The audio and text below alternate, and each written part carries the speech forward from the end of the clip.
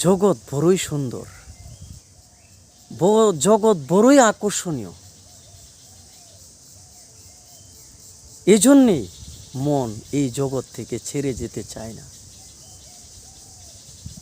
কিন্তু কোনো উপায় নেই, যেতেই হবে, যেতেই হবে।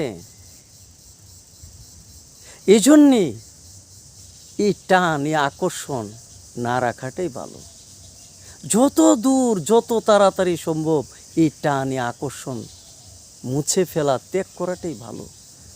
আর ত্যাগ না করতে পারলে, এই মায়ায় জড়িয়ে থাকলে নফস পশু প্রবৃত্তির হবে, জীবের মধ্যে বিরাজ করবে, আর পরকালীন মুক্তি তার হবে না। কাজেই এই মায়ার বেড়াজাল ছিন্ন করে, ভেদ করে তাকে বেরিয়ে আসতে হবে। ধন্যবাদ।